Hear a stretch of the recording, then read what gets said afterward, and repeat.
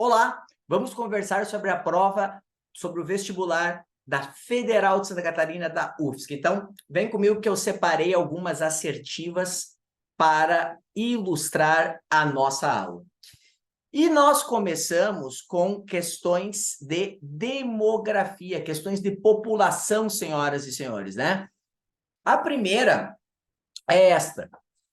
O crescimento contínuo da população brasileira desde os anos 40 deveu-se à queda da mortalidade. Beleza, as nossas taxas de mortalidade, de fato, elas reduziram expressivamente pós-revolução médico-sanitária, pós-aumento da vacinação, pós-aumento do acesso à saúde. Agora, na sequência, a assertiva diz assim, ó, e aos elevados índices de fecundidade. Aí já não posso falar.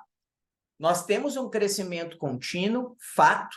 No entanto, pelo menos desde a década de 80, o nosso nível de fecundidade está reduzindo. E hoje, nós temos taxas de fecundidade baixíssimas, similares, por exemplo, às da China, que teve política do filho único. Consequentemente, eu não posso falar que esse crescimento contínuo ele está relacionado a esses elevados índices de fecundidade. Outra situação que deixa essa questão errada, guris e gurias, é esse ponto que fala que essas taxas elas são idênticas nas diferentes regiões brasileiras. Não são. Obviamente, as taxas do Nordeste e do Norte, pela questão socioeconômica, são superiores às taxas do Sul e do Sudeste, por exemplo. Outra assertiva que eu trouxe para nós, ela diz assim, ó, ao longo do tempo, a estrutura etária da população brasileira foi sendo alterada, com a prolongação da expectativa de vida e aponta um aumento do número de idosos. Fato, né? Nós temos um envelhecimento populacional, um aumento na expectativa de vida e uma redução nas taxas de natalidade e fecundidade levam a isso. No entanto, essa questão ela torna-se equivocada quando ela fala que os jovens ainda constituem a maioria da população. Não. O Brasil já é um país maduro em termos demográficos. Nós temos uma maioria de adultos. E já já nós vamos sair do bônus demográfico e vamos perder essa situação que temos mais PA do que PEN. Então, reparem o seguinte, ó, nessas duas questões, o que a UFSC faz? Ela traz essas duas noções principais, essas duas noções que envolvem um crescimento demográfico menor e o envelhecimento populacional, e quer que você seja capaz de avaliar aquelas duas assertivas com base nisso, tá? A gente sabe que a parte de demografia, ela não se relaciona só com esse tipo de tópico. A parte de migração também entra ali, né? E os movimentos migratórios têm sido figura carimbada nas provas da UFSC. Por exemplo, alguns deles, ou algumas dessas questões, trazem uma espécie de história dos movimentos migratórios no Brasil. Ou requer que você tenha uma certa base disso. É o caso dessa primeira assertiva, ó. A exemplo da lei de cotas de 34, que foi criada para reduzir a números baixos a entrada de imigrantes no Brasil, teve uma lei de cotas que restringiu, que quis reduzir o número de imigrantes que entravam no nosso país nesse momento da era Vargas? Teve.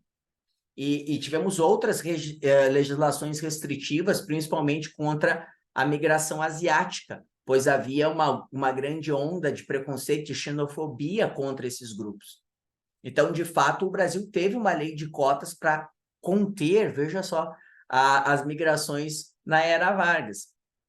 Agora, olha o que diz o resto, ó.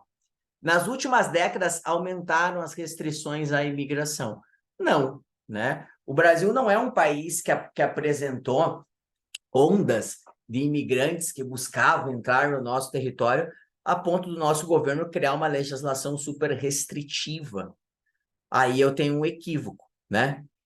Então, essa é uma questão que ela está errada e que ela faz uma referência a uma migração contemporânea e traz um componente histórico, que é essa lei de 34, tá? Outras questões sobre esse tema já chegaram a pedir para nós por exemplo, quando que os imigrantes japoneses chegaram no Brasil, e eles chegaram no Brasil a partir da República Velha. Outras cobraram sobre a chegada dos alemães em 1824, ou dos italianos a partir de 1875. Então, a UFSC traz esse componente histórico dos movimentos migratórios em algumas assertivas, em algumas questões, a gente precisa estar ligado nisso. A outra escolhida para a nossa aula diz assim, ó, os fatores de ordem econômica predominam ao longo da história como elementos provocadores dos movimentos populacionais. Verdade. O que é o comum? Como a gente vê muito noticiário sobre refugiados, e o número de refugiados, deslocados forçados e apátridas é recorde no mundo hoje, a gente pensa que esses fatores relacionados às perseguições, ao risco de vida ou à integridade física, as áreas com graves e generalizadas violações a direitos humanos, que esses fatores que formam o rol, que ensejam o fenômeno dos refugiados, eles geram um número maior de refugiados do que de imigrantes. Porém, os fatores de ordem econômica, que estão na base dos movimentos de imigração e emigração, eles são maiores em termos comparativos aos dos refugiados. Então, trocando em miúdos, eu tenho mais imigrantes por causas econômicas no mundo do que refugiados. E é isso que ele complementa ali, ó. Ou seja, a repulsão demográfica em áreas de desemprego, subemprego e baixos salários e a atração onde existem perspectivas melhores de condições de vida. Verdade também, tá? Então, repare, trouxe para vocês aí algumas assertivas de provas anteriores da UFSC que trabalhavam com imigração para você ter uma base de como que isso é pedido nesse processo seletivo. E também te mostrei a necessidade de saber uma certa base sobre esses princípios, essas tendências gerais em termos de demografia, que é um crescimento demográfico menor e um envelhecimento populacional. Vamos olhar para outro tema. Qual é o nosso outro tema, tá? O nosso outro tema, gurizada, é urbanização. Tá? A urbanização também é um dos temas principais da UFSC. Sobre urbanização, olha essa assertiva. O Brasil tornou-se um país predominantemente urbano já na primeira metade do século XX. Errado. O Brasil tornou-se um país predominantemente urbano, registrado oficialmente no censo de 1970. Então, foi durante a década de 60 e é o censo de 1970 que mostra o Brasil como um país predominantemente urbano, diferente daquele item que a questão trouxe para nós. Outro ponto. O IBGE considera como população urbana no Brasil as pessoas que residem no interior do perímetro urbano. Olha a malandragem aí. O examinador cita no interior, né? E aí a gente já se remonta, de repente, para a zona rural. Mas ele está falando no interior do perímetro urbano de cada município. E como população rural, as que residem fora desse perímetro. Verdade, né? Quem mora no perímetro urbano, no interior, dentro do perímetro urbano, é população urbana, e quem mora fora é rural. E aí alguns detalhes importantes.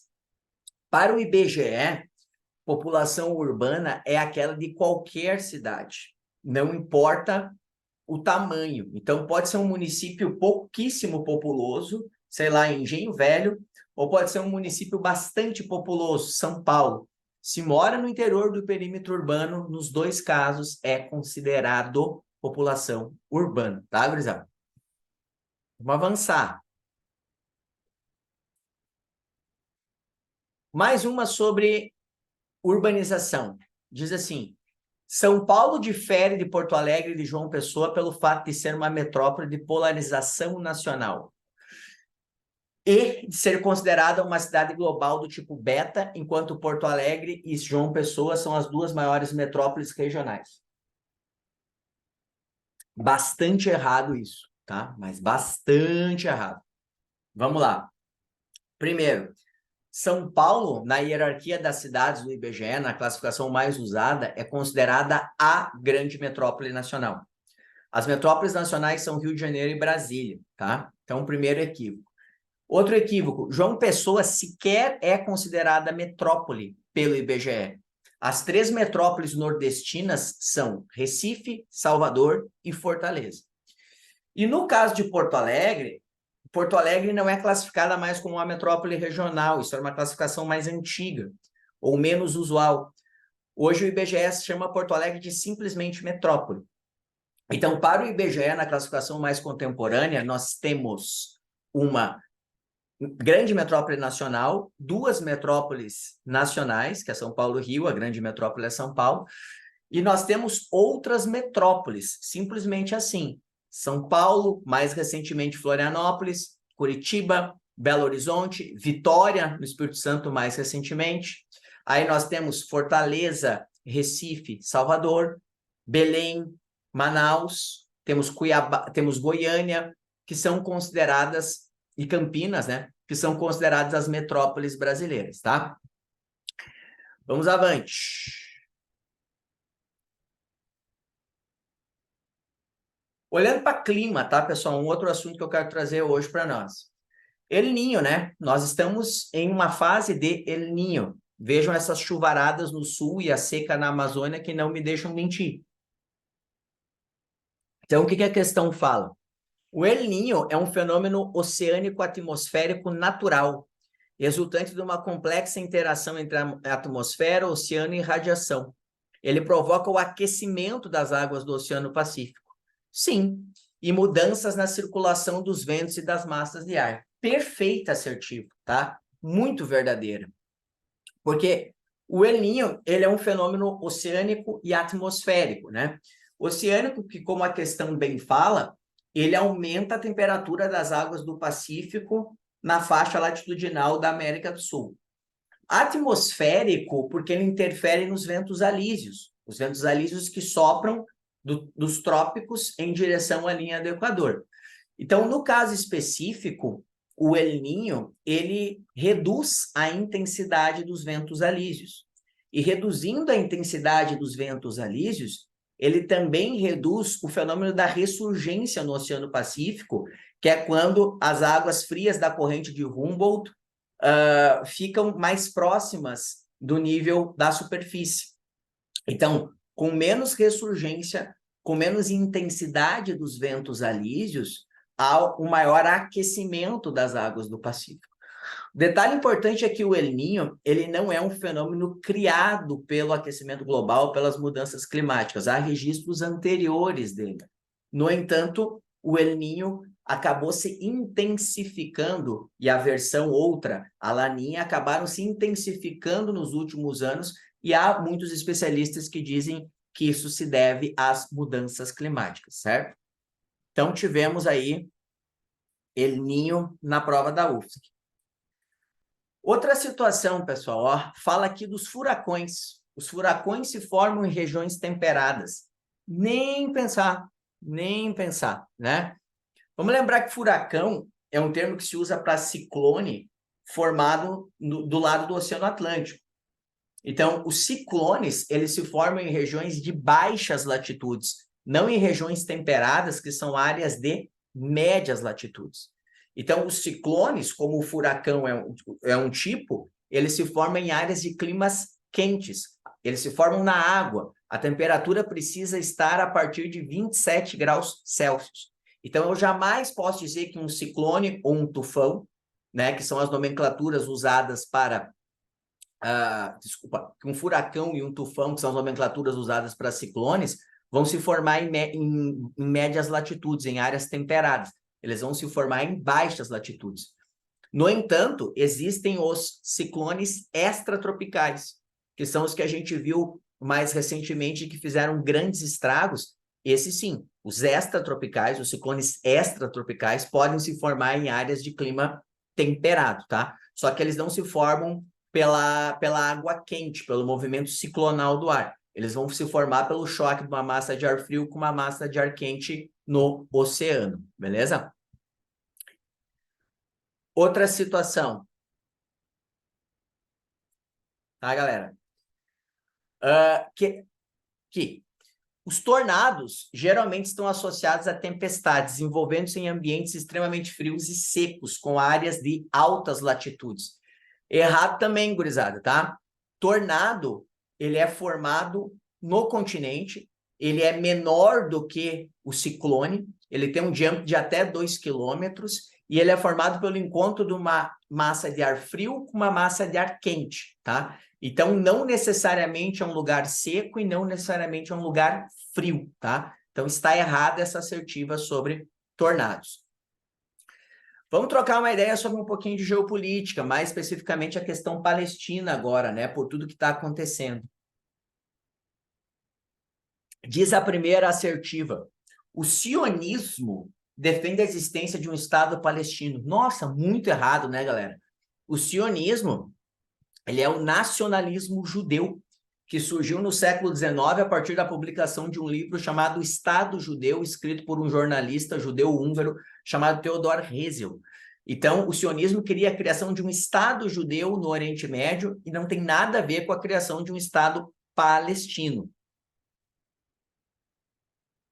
Outra, ó.